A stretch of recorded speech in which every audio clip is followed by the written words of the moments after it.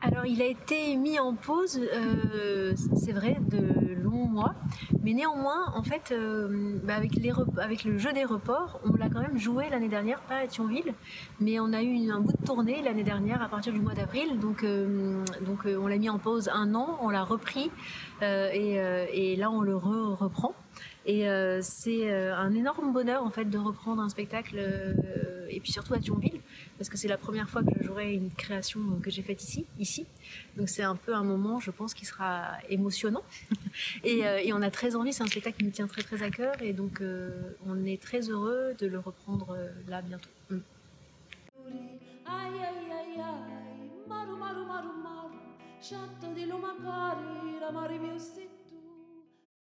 Et ce texte-là donne à voir vraiment une sorte de polaroid, d'image comme ça, des gens qui vivent sur cette île. C'est pour ça que je trouve ce texte très fort, c'est que en fait il est très factuel, et en fait Davidé pendant des années et des années allait régulièrement sur l'île, et il lui a fallu une commande d'un festival en Allemagne pour que tout d'un coup il se dise il faut que j'écrive sur ce texte-là. Sur cette île, pardon, et est né comme ça un roman, La Loi de la mer, puis la pièce Abysse. Et c'est vraiment au contact des gens, et de voir toutes ces personnes qui sont sur cette île et qui sont confrontées à ces gens qui échouent, à toutes ces personnes qui arrivent par la mer, et ces personnes-là qui ont été livrées à elles-mêmes et qui d'un coup ont pris leur destin en main et ont décidé de faire quelque chose, et chacun à leur échelle. Et je pense que c'est ça la force du texte, tout en le liant et en le reliant à l'histoire de Davidé avec son père, parce qu'il décide de partir sur l'île au moment d'écrire avec son père qui est en retraite, qui est un ancien médecin, et avec son père qui est comme lui d'une famille issue d'hommes et de femmes bien sûr, mais cette lignée d'hommes du sud de l'Italie qui ne parlent pas. Et en fait, les deux se sont retrouvés ensemble, et au contact du fait que son père faisait de la photographie sur l'île, en l'accompagnant jour après jour, c'est ainsi qu'ils ont aussi pu renouer un dialogue ensemble à travers la photographie et à travers toutes ces personnes qu'ils rencontraient. Donc je pense que l'humanité, elle sort aussi de cette blessure très forte d'un père et son fils, de l'impossibilité de communiquer, et que tout ça se passe à travers toutes les personnes qu'ils rencontrent.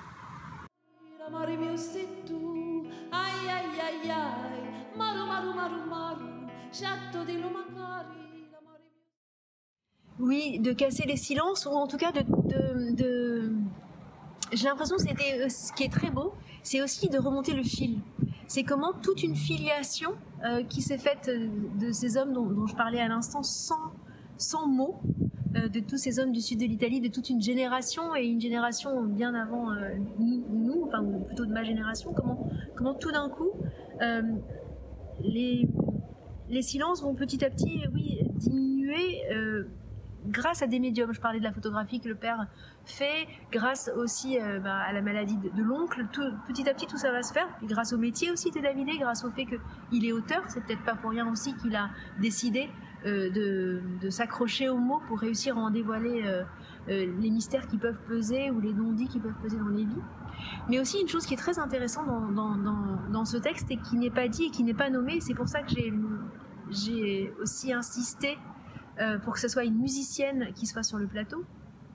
c'est parce que les femmes ont leur rôle à jouer, mais des rôles de femmes de l'ombre. Et ça aussi, dans toute cette cosmogonie qui nous donne à vivre et à être sous nos yeux pendant ce spectacle d'Abysse, il y a à la fois les hommes, le silence et la place des femmes qui est importante. Et bien justement, comme je vous disais, cette place des femmes dans le texte, ces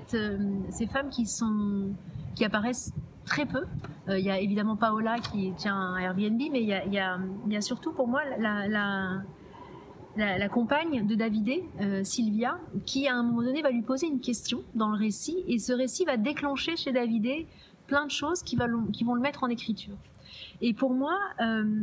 c'est à l'image vraiment du rôle des femmes dans ce qui nous est raconté, et d'une façon plus générale souvent dans nos sociétés. C'est comment elles sont là, toujours, elles accompagnent, elles veillent, et grâce à leur regard bienveillant, grâce à leur attention portée quotidiennement sur les hommes, peut-être sur les femmes aussi, mais voilà, cette place-là qui fait que tout d'un coup, une personne se sent portée, se sent galvanisée, tout ça parce qu'elle a eu un regard attentionné d'une mère qui, tout au long de